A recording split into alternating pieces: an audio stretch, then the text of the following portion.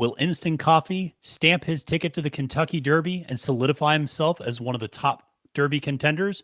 Watch and find out as we do a live watch-along reaction to the Louisiana Derby.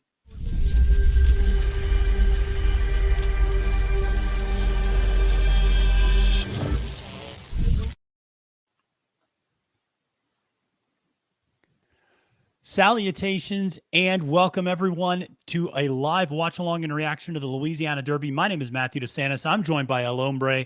El Hombre, we have quite the field getting ready to load into the starting gate here at Fairgrounds for the Grade 2 Louisiana Derby. What are you expecting from this race? What are your thoughts? I'm fading the chalk, baby. I think we're stepping together here. We've been doing well together all day. I don't know. I think Kings Barnes still showing at 7-2-ish is my choice, our choice. Both of us picked this horse. Yep. And I'm hoping he brings along some deep cuts with him to finish out the exacta trifecta here, because I kind of went with an all bet underneath, because I don't necessarily believe in instant coffee as much as I guess the public does, but yeah, wouldn't be surprised if instant coffee was there either. But yeah, Instant Coffee, of course, hasn't done anything wrong, but is a deep closer, and there's not going to be a lot of pace in this race. Look for the number 1 horse, Shopper's Revenge, and number 11 horse, Jason's Road. We have 2 horses that actually just broke through the starting gate. Both Jason's Road and Cagliostro breaking through the starting gate. And I'll be honest, this is, I believe, the second time today I've seen somebody break through the starting gate at Fairgrounds. So obviously a little bit of an unexpected delay here.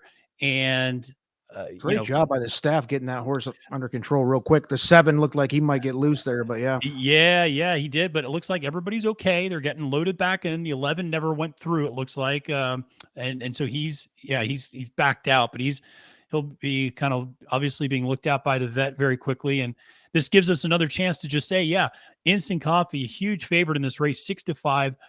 Kings Barnes, the number 6 horse for Todd Pletcher, is the second choice at around 7-2. Everybody else is at a pretty big price. But like I said, look for Jason's Road and Shopper's Revenge to go to the lead. And here they go out of the gate. And you see a lot of early speed. And look at Kings Barnes showing that blazing early speed, getting out there. And Jason's Road is now kind of coming up to challenge him for the lead as they go into the first turn. Should be pointed out, Kings Barnes actually has never gone gate to wire. He typically likes to sit off pace. So this is a new facet for him to get onto the lead. But going into the first turn, he indeed has the inside position and the lead. And they do the first quarter of a mile in 24-3. So a rather pedestrian first quarter for Kings Barnes. El Hombre, what are your thoughts at this point? That couldn't have went any better for Kings Barnes, the 6 here, especially now that I'm looking at 9-2. I really love this situation completely. And I don't see Instant Coffee about 3/4 of the way back. He is a closer, so that's no surprise. But I really think Kings Barnes, we're going to see what he's made of here, because he got exactly the right start and he's put himself in a great spot to get this done. Let's see what he can do. Yeah, absolutely. 49-3 opening half. So he's absolutely divvying out the fractions in a way that should be beneficial to him. I mean, there's pace pressure from Jason's Road, but they're not pushing an aggressive pace by any stretch. Kings Barnes now going into this far turn, starting to pull away a little bit by a length over Jason's Road. But still being ridden pretty confidently at this point. Now they still have the long home stretch at the Fairgrounds to contend with, but it's been a little bit of a conveyor belt with Kings Barnes up top the whole way. Now they kick for home, and Kings Barnes begins to kick away from the rest of the field. Wow. Jason's Road starts to fall back. Instant Coffee is 6th on the outside, but he's got no chance here. Yeah, no, this is all Kings Barnes all the way. This was the height that we were talking about. This is why he was such a contender for so many people. Kings Barnes with the easy win in the Grade 2 Louisiana Derby. Talk about an effort from Kings Barnes, and the number 5 horse finishing second there. I have to remember who the 5 was in this particular race. I'm trying to look back too. It was Disarm. Disarm, the Steve Asmussen horse. Yeah, coming back from a little bit of a layoff. I know that was a horse that our own Colin Sheehan was a big fan of, and I think was absolutely a horse that you had to consider in this race as a underneath play. But Wow. I mean, you said the beginning of the race couldn't have gone better for King's Barn, but man, the end of the race couldn't have gone better either. Wow, that was super impressive, and I can't wait to see what the speed figures come back at because he snapped out of the gate perfectly, ran flawlessly, kept the fractions under control, and then down the stretch just made it look easy. Unbelievable. I will that was say that more than I hoped for out of him. I expected him to have a great shot to win, but to win easily and absolutely bored down the stretch, did not expect that in this 12-horse field. Crazy. Yeah, absolutely. And, that was one where if you look, that opening 3/4 of a fraction, 1:14.3. So they were really crawling up front and setting a rather slow pace and then turned it on a little bit coming for home and finishing off strongly there. But it was, you couldn't have asked for a better race for Kings Barn. Just use that superior gate speed to get out on the lead. We talked all week how this race did not have much pace, and he took advantage of that and just was able to wire the field. Yeah, Instant Coffee didn't show up on the board at all. Didn't see what I mean. He was back a little far, and we were concerned with the 12-horse field having to deal with the traffic. Didn't work out for him.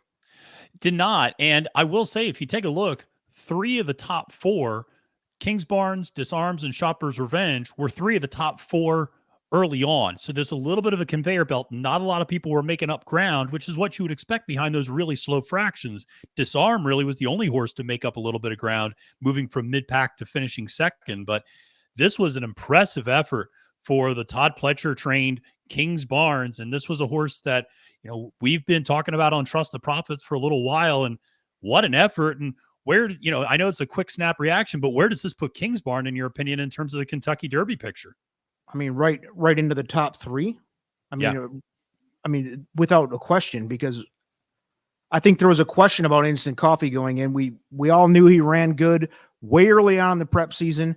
And then because of all the horses that he beat, came back with impressive efforts. We started thinking, well, maybe Instant Coffee is that horse. But I mean, he just, that Kings Barnes effort there, maybe even, I won't go crazy here because I want to watch it again, but this is a live reaction. But that was pretty damn impressive. At a 12-horse field, never a question about that race, really. Never a question. The speed figure is going to be interesting. We talked about how slow the fractions were, so it will be interesting to see what the speed figure comes back with. But one of the things I will say is we also haven't seen a front runner wire a field really on this Derby trail. And the fact that he is the first horse to show great early speed and to be able to take him gate to wire, you figure has to play into his advantage in the Kentucky Derby as well. Because if the Derby field is filled with a bunch of horses like Instant Coffee, which it is, then the favor and the kind of fortune favors Kings Barnes in that case. So I'm gonna leave one more effort out here. We did this. We did a quick preview of how to bet $100 before these 2 races went off like an hour ago.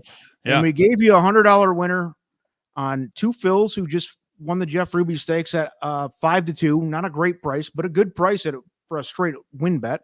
Yep. And we're backing it in. Did he go off 9-2 here, Kings Barnes? Did I see that? 9-2 at Kings Barnes. That's ridiculous. 9-2. So if you could not believe it.